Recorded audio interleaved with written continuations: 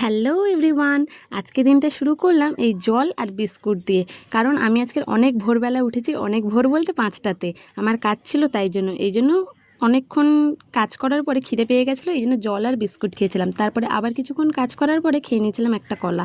এই কলাগুলো না খেলেই দেখেছি অ্যাসিড হয়ে যায়, এই কলার ঢেকুর ওঠে। কিন্তু কাঁঠালি কলা খেলে কিন্তু এরকমটা হয় না। তো আমি না এই কদিন ধরে দেখতে পাচ্ছি আমার ইউটিউবে না সেরকম ভালো ভিউয়ার্স হচ্ছে না। আগে 1K 2K ভিউয়ার্স হতো, কিন্তু এখন হচ্ছে না, জানি না কেন। তোমরা কেউ জেনে থাকলে আমাকে কমেন্ট করে জানিও।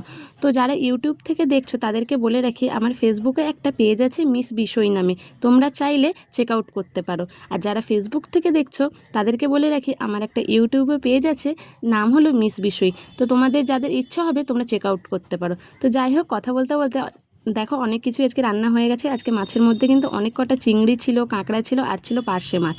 তো পার্শে মাছগুলো দিয়ে আদা বাটা আর টমেটো দিয়ে ঝাল করেছিলাম। আর কাঁকড়া আর অল্প চিংড়ি দিয়ে ঝিঙে কুঁদরি আলু দিয়ে একটা মাখা মাখা তরকারি মতন করেছিলাম। সব অল্প অল্প সবজি ছিল, তাই জন্য সব অল্প অল্প সবজি দিয়ে চিংড়ি দিয়ে চচ্চড়ি করেছিলাম। খেতে কিন্তু বেশ ভালো হয়েছিল। আর বেশি করে একটু চিংড়ি দিয়ে কুমড়ো আলু আমসি দিয়ে টক করেছিলাম। রান্নাবান্নার পরেই দেখি আমার ভাই খোঁড়াতে খোঁড়াতে আসছে, নাকি ওর পায়ের ওপর স্কুটি গেছে পড়ে। তো যাই হোক, তাই জন্য গরম জল ভালোভাবে একটু পায়ে ঢালছিল। তো যাই হোক, এখন মোটামুটি ঠিক আছে। তারপরে রাতের দিকে আমি কাজ করছিলাম, কি মনে হলো হঠাৎ করে আমার সিপিউর দিকে চোখ গেল, আর ভাবলাম যে একটু ভিডিও করি। এটাই আমার ডিজে লাইট বলতে পারো। তো কাজ করার ফাঁকে একটু খেয়ে নিয়েছিলাম এই গজাটা, ব্যাস।